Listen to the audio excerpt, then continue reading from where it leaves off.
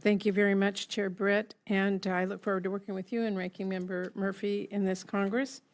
Madam Secretary, as Senator Murphy mentioned in his opening statement, Secretary Noem, under your leadership, we have seen you ignore our appropriation laws, our Constitution, common sense, and even basic humanity.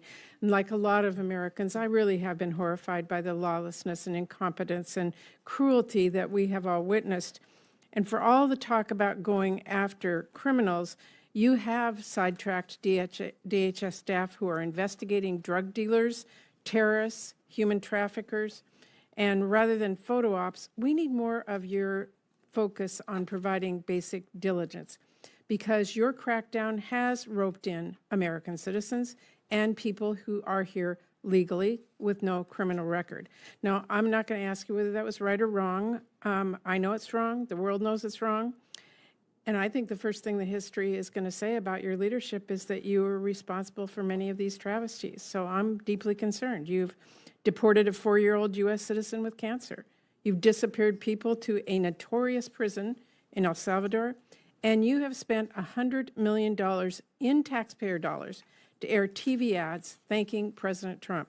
That is really reckless. It's unacceptable, and in my opinion, can't continue. The American people are paying for this with our taxpayer dollars and with their most basic rights. Now, in the last 3 months, you have frozen or canceled over $100 billion in funding that was approved by Congress, bipartisan. We are talking about everything from disaster relief to grants that keep people safe. But when my staff has requested information on the status of this unacceptable holdup, the department failed to provide any acceptable justification. This illegal freeze, and it is illegal, is taking a real toll on communities who are waiting on the investments that Congress has delivered. So will you commit to immediately unpausing these funds? Well, Senator, thank you for covering a lot of topics there. Let me touch on a few of those right away. Well, what the Trump administration is doing is enforcing the law for the first time. Under the Biden administration, I'm asking you about the funds. Illegal aliens were prioritized over American citizens.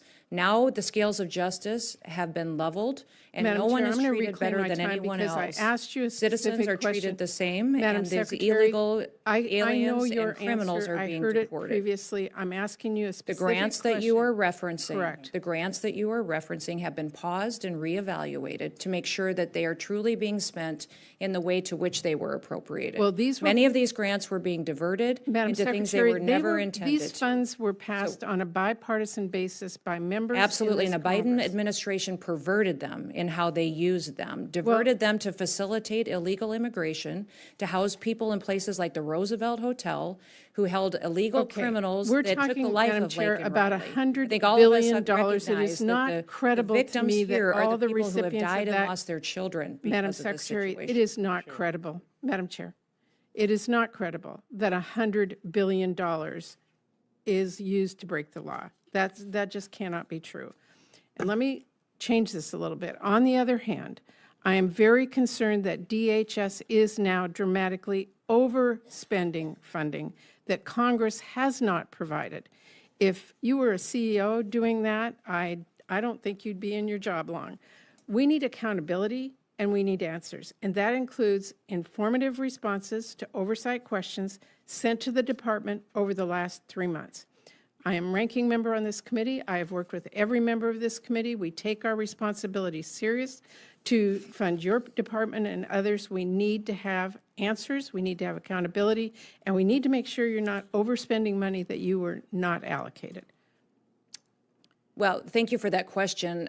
I will be very really clear in the fact. It's a statement. Do you want me to respond? Well, you can. Well, I've worked many jobs in my life, but I also have been a CEO. I've run businesses. I've been a governor. Your credentials. I'm and it is your spending. We are prioritizing where our security needs are in this country, and we are hoping that this body will agree that reconciliation is necessary to address the things that have been neglected in this country for too long, that we have the technology upgrades, the manpower upgrades that are necessary. So the $170 billion request for the Department of Homeland Security Madam is Chair, incredibly my time important is running to make out. sure we have the tools I do have a that couple we of need. additional questions. The fact is that you've not been given this funding. Saying that it's going to come in reconciliation that has not passed is not an acceptable answer. I did want to ask about FEMA and disaster relief. This is really important. A lot of disaster relief has been politicized. You've endorsed eliminating FEMA outright. We have seen an upheaval at FEMA that is going to put lives in jeopardy. 1 in 5 FEMA employees have been pushed out, taking this administration's so-called buyout offer. We are losing indispensable staff just weeks away from fire and hurricane season, and over $100 billion in disaster relief and FEMA grants are still being held up. DHS is making it a lot harder to qualify for relief, something people in my home state of Washington are experiencing firsthand. Multiple requests from governors have been rejected in recent weeks, including a request from our state. And we haven't been given any response about this. And I'm watching this and I'm thinking, has President Trump directed you to prioritize funding for Republican states? Absolutely not. Have you directed your staff to prioritize funding to Republican-led states over Democratic Absolutely states? not. Have your Under staff this administration, there will not be any politicization of support, relief, FEMA assistance, or grants given based on politics. Well, Every single person there will be is a treated the same. clear It will be very trend, different than the Biden Madam administration. Secretary, there's a clear trend of Republican-led states getting very fast responses and funding. Democrat-led states are being forced to wait. We have never treated FEMA as a partisan issue in this country. Thank you, Madam Chair. Thank you. Thank you. Vice Chair Murphy. Thank you very much. Madam Secretary, AI is an enormous growing industry critical to the future economic health of the country.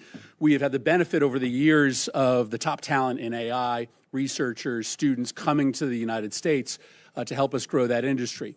But for the first time in the last 15 years, there are more top talented individuals and workers in AI leaving the country than coming here. And the reason is pretty simple. People who are coming here to work from overseas through the visa program are very uncertain about what their rights are. And that is because of the actions this administration has taken. So I think it's important to get on the record for those individuals who are here currently and those thinking of coming to the United States to work or to study to understand what their rights are. So let me ask you a series of pretty simple questions. Probably the key of right amongst the 5 freedoms is the right to free speech, the right to express your own personal opinion about politics, culture, the economy. Do you believe that you have the right to detain or deport a U.S. citizen for simply expressing their political opinion, a U.S. citizen? No. No. Do you believe that you have the right to detain or deport a legal permanent resident for expressing their political opinion? I don't make decisions on legal status here in the United States. The Department of State does that, and I would say that as they've gone through an evaluation of who gets a visa, who gets legal status, green cards, they've been evaluating and discussing how that applies. Well, to people I acknowledge that are in that this you don't. country. I acknowledge you don't make. Right. But if someone is a legal permanent resident of the United States, I'm not talking about an H-1B or a student visa holder. I'm talking about a legal permanent resident. If you are a legal permanent resident, do you have the right to detain or deport that person simply for expressing their political opinion? The Department of State makes those decisions. No, and the they don't. Department of Homeland Security. You make that decision about who you have the right to detain or deport.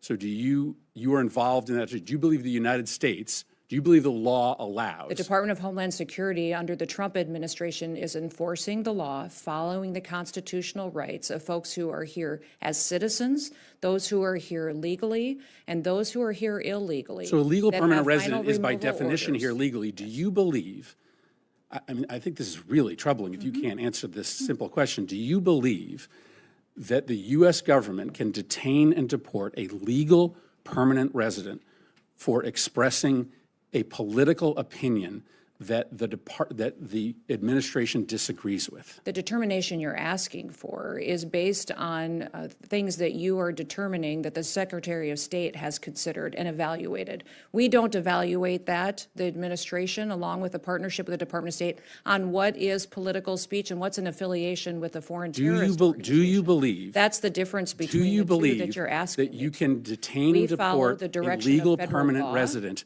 for expressing a political We have not opinion? detained or we have not deported anybody who's a legal permanent resident or Well, a citizen of the okay, United then States. say you don't have the ability to right. do that. We have Clarify that for is the true. millions of. That is exactly what I'm doing, is that we have followed exactly what the law is and that we have not detained or deported anybody who's a citizen or has legal status in this country. We are focused on the worst of the worst dangerous You criminals. do not believe you have to the get ability. them out You of do the not believe you country. have the ability to do that. We have not done that at all, and the Trump administration has no plans Well, just to because do you haven't that. done We it do doesn't not mean do that it. you won't do it in the We future. are Do you following the believe you federal have the law ability to to do that or ensure that not? we are doing I think you the were gonna- I exact think- appropriate think- thing in partnership with the Department of State and in partnership with the Trump administration.